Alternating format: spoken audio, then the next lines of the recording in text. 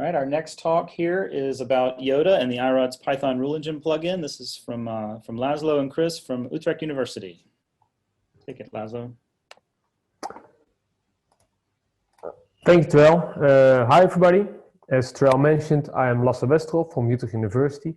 And together with Chris, I will be speaking to you about Yoda and the iRODS Python rule engine plugin. We will share with you why we switched to Python, and we'll share our approach to developing Python rules for iRODS and the challenges we faced along the way.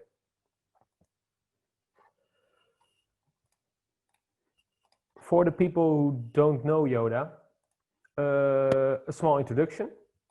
Yoda is a system for fair research data management during all stages of a study. It deploys iRODS as its core component, customized with rules and microservices. And with Yoda, researchers can safely work on their data together with other researchers in groups in a research workspace. They can describe the data in a community-specific metadata scheme. And with a data deposit workflow, this work can be deposited into a vault space as a data package. This vault space will maintain the integrity of the data package. And from the vault space, there is a publication workflow which makes it possible for the researcher to publish the data package in an easy way. The data package is then published and is citable with a DOI and allows for fair reuse. This is a very short summary of Yoda and how we do fair research data management at Utrecht University. We presented Yoda in more detail at the 2018 user group meeting. On the iRODS website, you can find the paper and the presentation for more information about Yoda. And feel free to get in touch. We have been developing Yoda for over more than 5 years now. In that time, we have developed a lot of functionality. We started in 2015 with a web portal for a specific project with iRODS 3. A year later, we added WebDAV support to a web portal with DevRODS and migrated to iRODS 4. In 2017, we added the data deposit and data publication workflows to Yoda. And in the last 2 years, we made several improvements on how we handle metadata and upgraded to iRODS 4.1 and 4.2. In our latest release, 1.6, we changed our metadata storage format from XML to JSON. And for this, we used the JSON AVU rule set we developed last year together with Maastricht University. Maastricht presented this work at the user group meeting last year in Utrecht. In this latest release, we also refactored a huge portion of our iRODS rules from the iRODS rule language to Python. This was a lot of work, but certainly worth it. We learned a lot during this, and we will share this with you. So over the last couple of years, Yoda has grown into a very large system. It became a full-blown research data management system with all the research data management functions built on top of iRODS, provided by several rules and services plugged in. If you want to take a closer look or want to try it out, you can find Yoda at github.com/UtrechtUniversity/Yoda. And to give you some perspective on the context we are working in, we have some statistics for you. At the moment, we have more than 3,800 users. More than 3,100 of them are internal users, and almost 700 are external users, where internal users are researchers and students from Utrecht University and everybody else external users. The amount of storage used, at the moment we have more than 660 terabytes of research data managed by iRODS in eight zones. So we are still on the terabyte scale, but everybody recognizes and understands exponential growth nowadays because of the pandemic. So you understand we will be on the petabyte scale soon. Why switch to Python? Over the years, our rule base has expanded to more than 10,000 lines of code. This made it difficult to maintain. And we also experienced performance issues with the iRODS rule language, for example, with large amounts of list operations. And for the development of Yoda, we work in a flexible team with developers joining and leaving regularly. And with Python, it is easier for new developers to start working on Yoda. So the learning curve is now less steep, and it also reduces the number of competencies needed in our team. There are a huge number of libraries and frameworks available for Python. It has greatly improved our development speed, for example, for handling JSON and XML files. Also, the available tooling for Python is a great addition. We now have the ability to do static type checking on the rules, for example. Our front end is still written in PHP. but it's now easier and more attractive for us to replace this with Python. This further reduces lines of code of our front-end code base and also reduces the competencies needed in our team. Let's start with answering this question. Does it spark joy? The answer to that question is yes, it does spark joy. The switch to Python reduced the lines of code significantly. Not only are rules shrunk by at least a third, also our front-end code was almost cut in half. And this brought us easier maintainable and readable code and resulted in improved reusability of the code. Availability of existing libraries and tooling for Python increased our development, and it also solved the performance issues we encountered and also facilitated some other performance improvements. We now have rewritten most of the rules and developed several generic wrappers and reusable utilities along the way to make this all happen. Now, Chris will now take the stage for me and tell how we implemented this, what challenges we faced, and give a quick peek into the future. Hello, this is Chris. Can you hear me? Yeah. Yes, yeah, you are live. I cannot share the screen yet.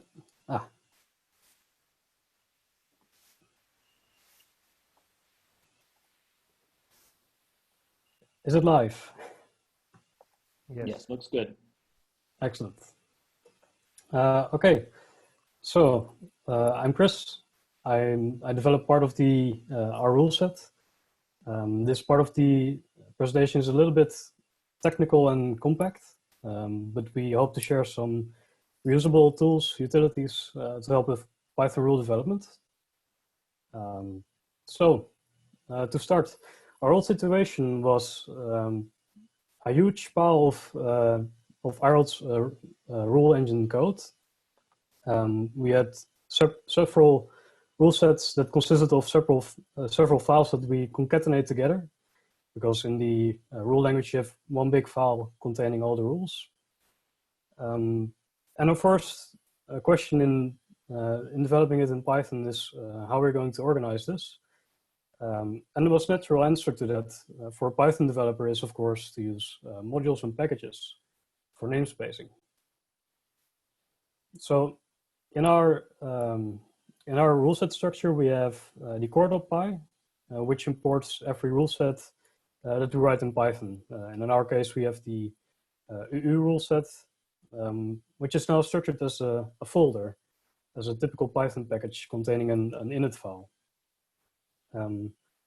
This way we have separate modules for different parts of our rule set with different concerns, allowing us to apply some namespacing and to, for example, hide helper functions from the rest of the rule set and to not make everything exposed to the outside world. And this already adds a lot of structure and organization that makes the entire thing much nicer to use. Now let's look at individual rules. At the top, we have a typical iRODS rule. This simple rule concatenates two strings and stores the output in an output parameter, which is typical when you have several pieces of data that you need to return. The iRODS rule engine plugin provides this method for writing the rule in Python. Every rule has 3 arguments. You have the rule args, which contain the actual arguments. We have a callback for interfacing with iRODS and the rise struct. And to actually make use of those arguments and to return values, you need to unpack them and store them back into the argument list. And it's understandable that it works this way because arguments can be both used for input and output. And to be compatible, you need this sort of support. But you can also see that it's a bit cumbersome to write this way because it's not very Python-like to write functions like this. You could say it's boilerplate, all the handling of inputs and outputs. And additionally, it becomes difficult to use these functions internally within the rule set when you call Python functions from other Python functions, because you need to use it, either the callback or do the argument packing yourself every time. So our question is, can we not simplify it to make it look more like standard Python? So that's this example below. And the answer turns out to be yes, by using some Python magic. So by creating a decorator, we can delegate all the handling of the arguments and return values to a separate function and keep the Python function as close to standard Python as it would be otherwise. So we have a concat function that can still be called like any other Python function from Python functions themselves. As you can see, we specify the input and output arguments as indices into the rule args array, and this decorator then converts it for us. And you can this way also have multiple input and output arguments. I'll show an example next. And for some cases, we can also support writing arguments to standard out, for example, when you have very long strings that you need to return and you run into limits of argument length. So you have another example here where we have a rule that takes 2 arguments and also returns 2 arguments. And in this case, the default behavior of this rule make decorator is very simple. It just takes everything as arguments to the function and returns the same by overwriting the inputs. So this is one part of utilities we developed to make rule development easier. And it's a very generic and reusable component that's part of our rule set, but can be easily extracted for other use. Now, as Lazlo also mentioned, besides WebDAV, our biggest access point into iRODS is a web portal. And all the backend functionalities, which were originally part rule set and part PHP, are now all based in iRODS rules. And originally, we had some trouble when we needed to pass structured data between this front end and iRODS because of the way structured data types are handled within the rule language. So to handle that correctly, we use JSON, for which we use some JSON microservices for encoding and decoding, which was a bit cumbersome in the rule language, and we didn't really like to repeat that when writing our rules in Python. So again, our question was, can we not make this easier when we do this in Python? And the answer is, of course, yes, because we can, again, abstract things away and automate things with much more power than we can in the original rule language. So by creating a new decorator, we can delegate this handling of structured data to a separate function. And in this case, it's the rule is still called with JSON encoded inputs to be able to pass structured data into a rule. And it's translated automatically to Python arguments with support for complex types such as dictionaries and lists. And also the return values, of course, encoded back into JSON and passed as a result of the rule back to the front end. Some bonuses we get from this is that we can check required and optional arguments. We can support the entire Python calling convention, such as having default arguments, optional arguments, keyword args, simply by supporting it purely in this decorator. And when you call it from the front end, you simply pass a JSON object and it's translated automatically with the additional checks. So on the bottom here, we have an example of how this call looks currently in our front end.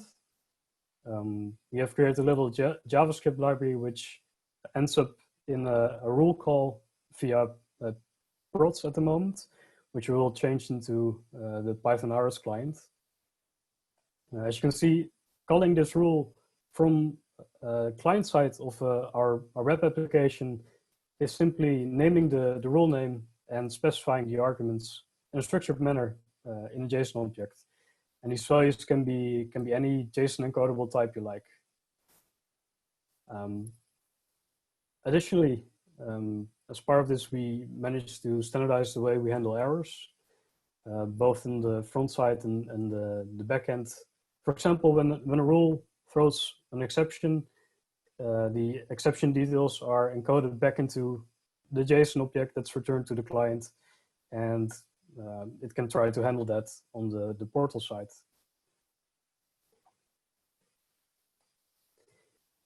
And that API decorator is also part of those reusable utilities, of course. And it made our rule development, especially the integration between our front end and the iRODS side, a lot easier to work with.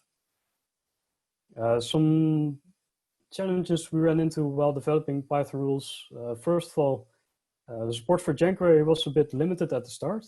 We have a use case for example, case-sensitive queries and getting the amount of result without actually fetching every single row. And that was at the time missing from the Python rule engine. And we actually implemented that and submitted it as a pull request. And as Daniel showed, it's now actually part of iRODS, which I'm very happy with. And I hope other users can make good use of that too. Another issue we ran into was with the way microservices produce errors. Contrary to the standard rule language, we don't have an error code equivalent. And when a microservice fails, it raises an exception without structured details about the error. So we approach this by wrapping microservices and creating custom error types for each microservice, which makes it a little easier to deal with. Lastly, our biggest gripe currently is that the rule engine plugin is working with Python 2 instead of Python 3. As we all know, Python 2 is end of life, and we have some issues with, for example, Unicode handling, which is much easier with Python 3, and some other libraries which we need to use because we're still in Python 2. So we try to work around it until the rule engine plugin is upgraded, which we trust is a work in progress. And now a brief look into the future. We plan to produce an actual Python package for a rule set so that you can, for example, pip install it. When Python 3 support eventually arrives, we can remove a lot of Unicode cruft. We can, for example, start working on type hints and type checking for our API functions, which makes it a lot more robust. And we can use more modern libraries. So we really look forward to this. Lastly, a bit of a side note, we developed DAFRODS, the WebDAV iRODS bridge. We released a new version last week for iRODS 4.2.8. And this version adds ticket support for read-only access and some more interesting Apache configurations so that you can, for example, add conditionals and change the DAFRODS configuration based on that. And of course, all our code is available as open source on GitHub at the above links. So please make use of it, take a look, and we hope that helps. And that's the end of our presentation. Very good. Thank you. We do have a couple of questions. A couple people are saying it's very impressive work. I would agree. We have a question from Alan King on the iRODS team. Is there a timeline for pip availability? Is that a thing that you're targeting? Maybe Lazlo can answer that. We do not have a timeline, but very soon. Okay. Okay, excellent. Some more bravos. So that is very interesting about the wrapping and making things interesting. The callback mechanism. We're gonna have to study what you've done. I think that that's very approachable, and I'm very excited to get to Python 3 as well. Of course, you know, older operating systems are not yet in the future, so here we are.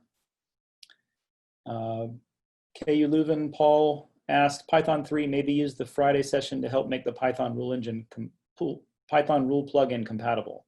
So it's definitely something we can schedule and play with on Friday if that's amenable to different parties. Yeah, definitely. Sounds very good. We have a thank you for WebDAV for 4.2.8, or DAVRODS. And I do have one question from Corey Drawn, audible. So Corey, you should be able to unmute now. Okay, can you hear me? Okay. So the Python decorators. So with the Python Rulegion plugin for 428, it supports continuation. So now you can use the return keyword to say return an error code or like trigger for like continuation type behavior from Python. And I'm wondering if you guys tested that because you're already making use of the return keyword. And I was wondering if there's a way to do that using your decorators, or how that behaves with your decorators.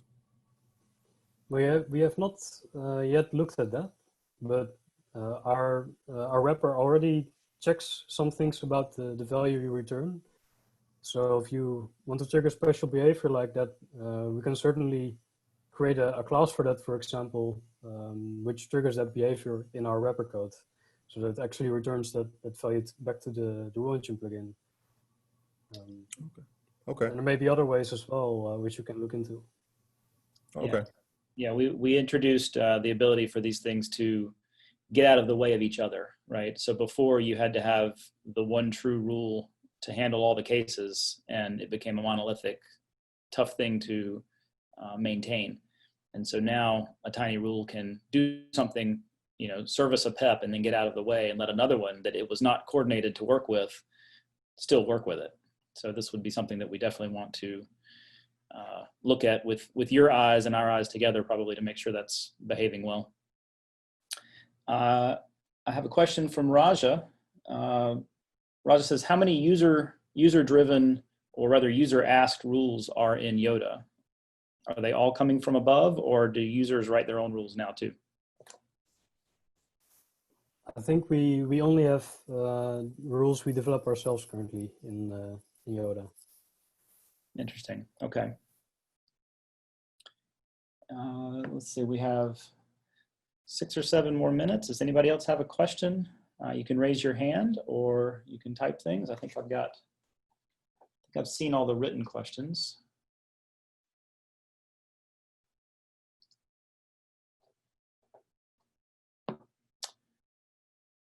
All right, well, I think that might be it.